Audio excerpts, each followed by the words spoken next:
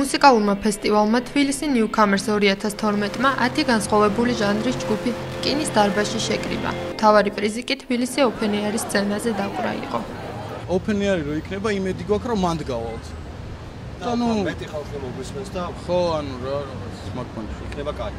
ანუ ბანერი იქნება. ო. არის ბანერი. რასთან სურათებს გადავიღებთ?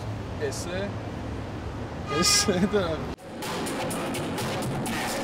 ბენდი Inner Voice-ის სკოლის 4 მოსწავლემ შექმნა.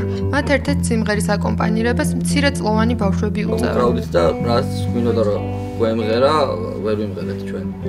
და ვინ იმღეროს და ბავშვები.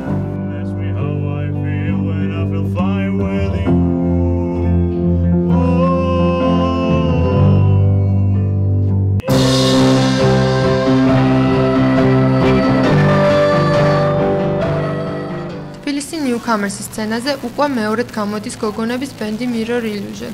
წლევანდელი სეზონისთვის ისინი შეცვლილი მუსიკალური ჟანრით და ახალი დრამერით წარსდგნენ მაყურებლის წინაშე.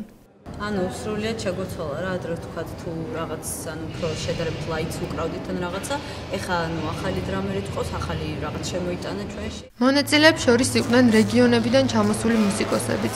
ერთ-ერთი მათგანი ახლად შექმნილი ჯგუფი The Nemo ბათუმიდან ჩამოვიდა. ამბრედიდან ველით მუსიკოსების გაცნობასაც და ზოგადად ჩვენი მუსიკა რომ მოსულით ხავს და გავიზიაროთ ის სიხარული რასაც მე ცოცხალი მუსიკა და ცოცხალი კონცერტი. წლევანდელი ფესტივალისთვის ერთ-ერთი მონაწილე Facebook-ის საშუალებით შეირჩა. ყველაზე მეტი ლაიქი ჯგუფმა Psychometriam მიიღო, რომელიც კონცერტზე მისულ ახალგაზრდებს შორისაც დიდი პოპულარობით სარგებლობდა. Psychometriam მომწონს მარტო და მაგის გამო ვარ მოსული. Best Newcomers ნომინაციაში გამარჯვებული წელს ჯგუფი Kid Jesus გახდა. ჯგუფი სამივე წევრი გამოცდილი მუსიკოსია. პროექტის მონაწილეთა უმეტესობა ფავორიტად სწორედ Kid Jesus ასახელებდა. ყველა ასახელებს Kid Jesus. მე იგეშენა. მაგარი უცნაური, მე Scratch the Floor-ი მომწონს. ფესტივალის ორგანიზატორთა ფავორიტი ჯგუფი Mellow გახდა. ამ ბენდის წევრებმა დაკვრა თემქის პროფილაქტიკაში დაიწყეს. თბილისი Newcomers-ის ორგანიზატორები მუსიკის მოყვარულებს მომავალი წლისთვის უფრო მეტ სიახლეს დაჰყიდნენ.